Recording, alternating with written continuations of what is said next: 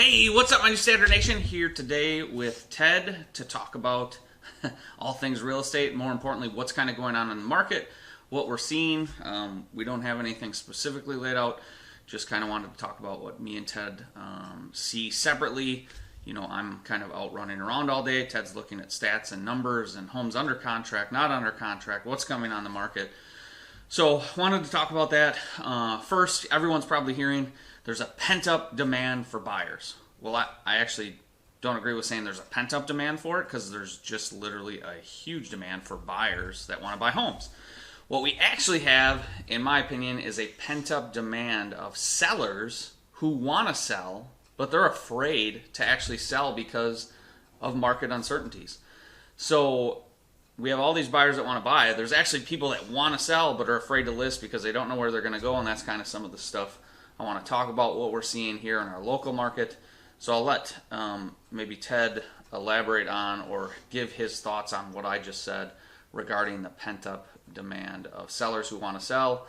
We obviously have that huge demand of buyers. I guess, what are you, I know every morning you pull up stats of homes under contract, homes that are new listings, and kind of keeping your pulse on that. So yeah, absolutely.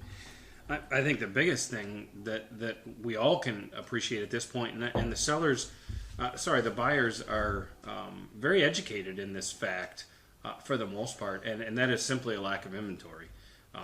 I just pulled stats this morning for the entirety of Dane County, which is the market that we work in, which is Madison. The city of Madison is kind of the center of that hub, and there are, in any price range, in Dane County, there's 286 homes available for sale and 83 condos available for sale. That's in the entirety of Dane County in any price range from $0 up to $2 million. So contrasting that to late fall, which is also a downtime and generally in inventory, we were at over 600. And now we're going into spring, and we're seeing a huge lack of inventory. TJ's said this many times on podcasts before. You know, considered a balanced market would be 6 months of inventory available for sale. That's a balanced market.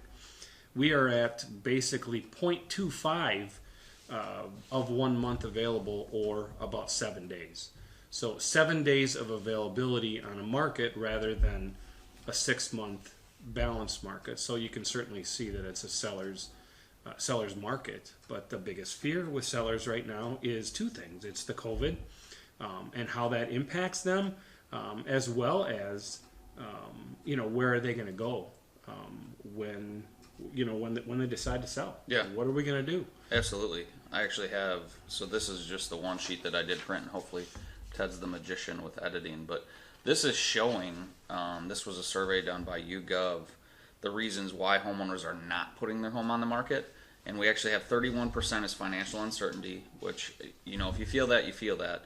But these last two are kind of go into the same hand in hand. And you have 25% of people are COVID and health concerns, and 34% is life's too uncertain right now. Well, it's uncertain because of COVID, and people don't know what's going to go on. Are interest rates going to go up? Are they going to go down? Right now, they're trending up. But when you look at just those two alone, you're looking at 59% of the market essentially not listing because COVID concerns, what's going to happen. I would lump in financial uncertainty because everyone's not sure what's going to happen. So now you add all those together, and we're looking at 90% of the market that would want to list is afraid to. Still, the surrounding factor is going to be because of COVID. So that's where I was saying at the start, we have a pent-up demand of sellers who want to sell, but essentially are afraid to list because one reason or another. Obviously, a big one is, where are they going to go? How do we get around that? We have some ideas and stuff that we talk through with our people as far as how you do that. And you need to have someone on your side that can help you navigate that, especially right now, because if you have a house to sell, how do you structure that? How do you set it up? The nice thing, and I think you agree, is sellers have the leverage right now, right? So if I list my house, or let's say Ted's going to sell his house, and he needs to figure out a way to stay in there 6 months. A couple years ago, that's not happening. Where now, you could rent it back. You could say, I want to delay the closing. whatever you might want to do in those regards. And you've seen that with offers that we've written, or that our sellers have done for that matter, or we have people building with us now, so that's another option.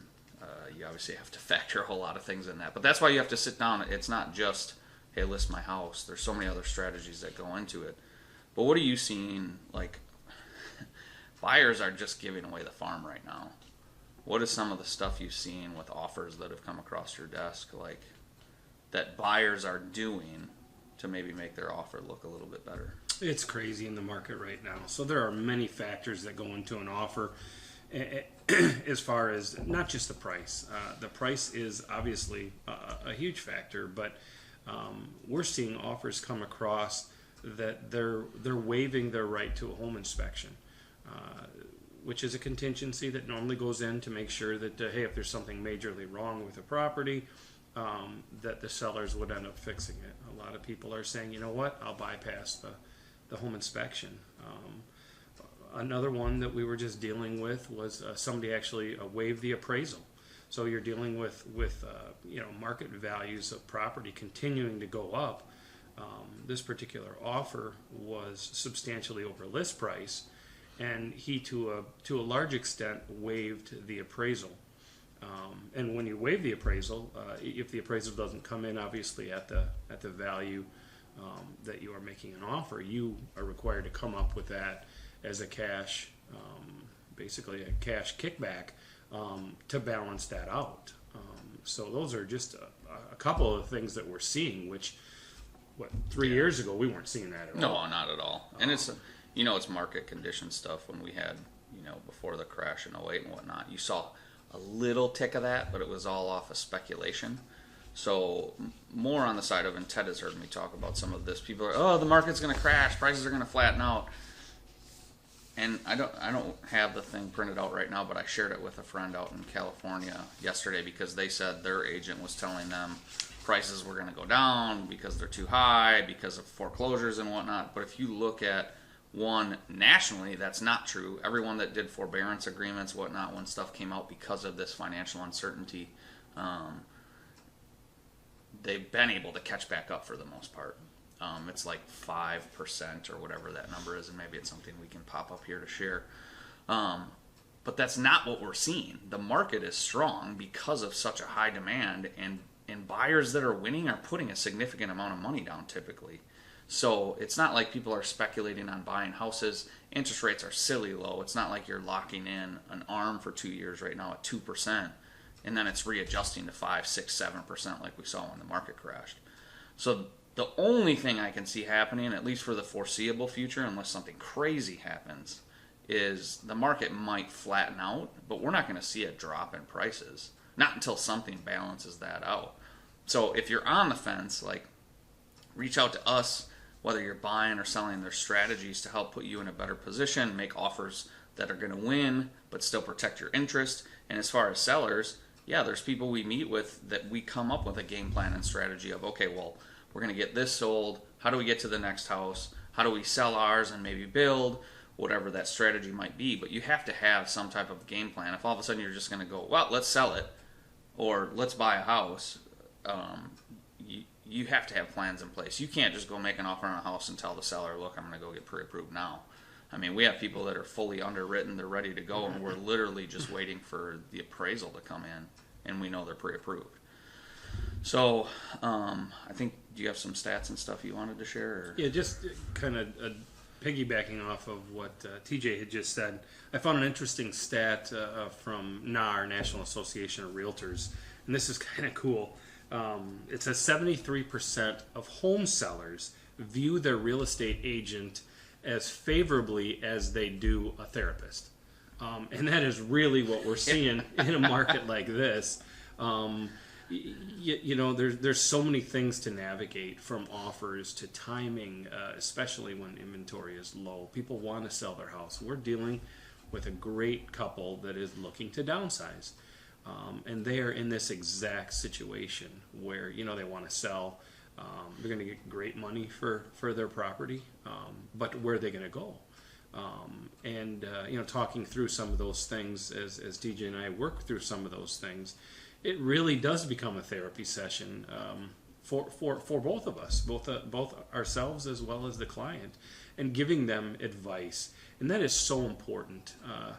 Trying to sell your house right now and transition into something else, if you were for sale by owner, it's obviously it's not the ticket. You can get yourself into a whole lot of trouble with just some of the forms and some of the timing issues that ultimately could leave you without a place to live.